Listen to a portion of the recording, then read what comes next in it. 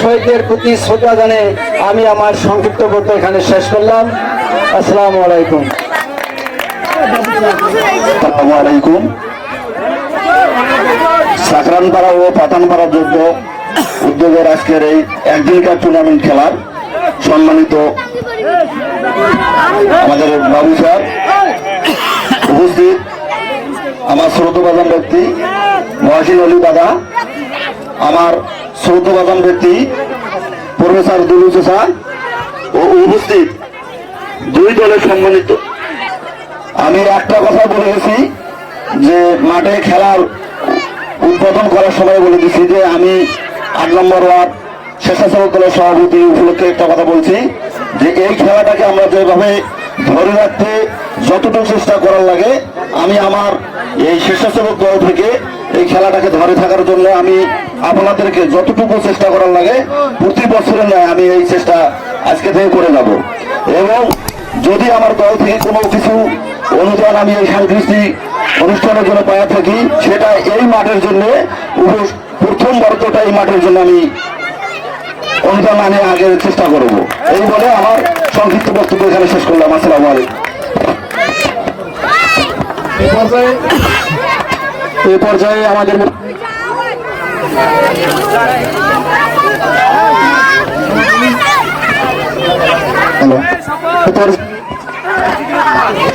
আমাদের মধ্যে আজকের খেলার যিনি প্রধান উদ্ভাবক ডক্টর মোহাম্মদ মমিনুল ইসলাম স্যার কিন্তু খুব মহান মানুষ।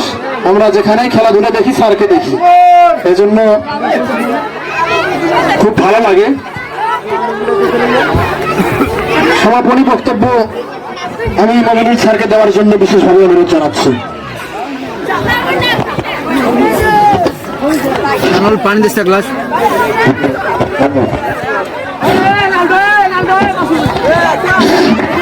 বিসমিল্লাহির রহমানির রহিম।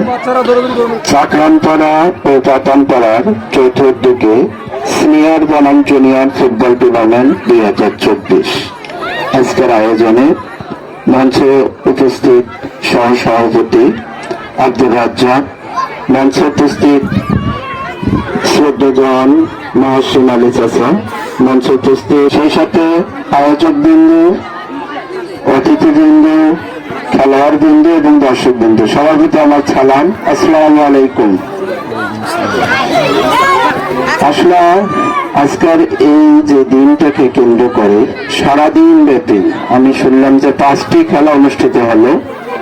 দৌড় প্রতিযোগিতা, স্থির রশি চালনা, বালিশ খেলা, মিউজিক্যাল চেয়ার, শেষে ফুটবল প্রতিযোগিতা সিনিয়র বনাম জুনিয়র। এই যে একটা চমৎকার আয়োজন,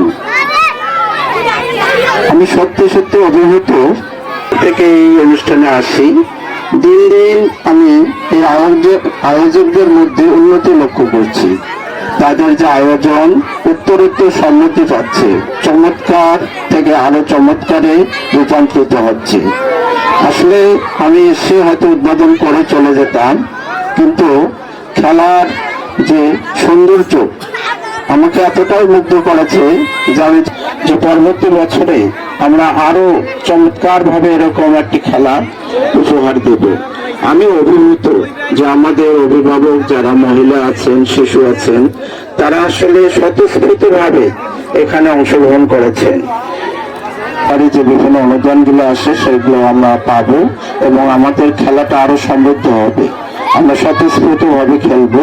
সেই সাথে যারা অতিথিবৃন্দ আছে, আমি মনে করব যে আমাদের যে আয়োজক যারা আছে তারা যেমন স্বতঃস্ফূর্ত ভাবে আয়োজন করেছে, আমরা যেন স্বতঃস্ফূর্ত ভাবে তাদেরকে উদ্বুদ্ধ করতে পারি, এই আন্তরিকতা আমরা যেন দেখাতে পারি, এটুকুই আমি আশাবাদ করি। আর একটু আশাবাদ করি যে এরকম আয়োজন তোমরা আরো প্রতি বছর করে, এইটুকু প্রত্যাশা নিয়ে আমি আমার বক্তব্য শেষ করছি। সেই সাথে সাংস্কৃতিক অনুষ্ঠান দেখার আবারও আমন্ত্রণ জানিয়ে আল্লাহ হাফেজ।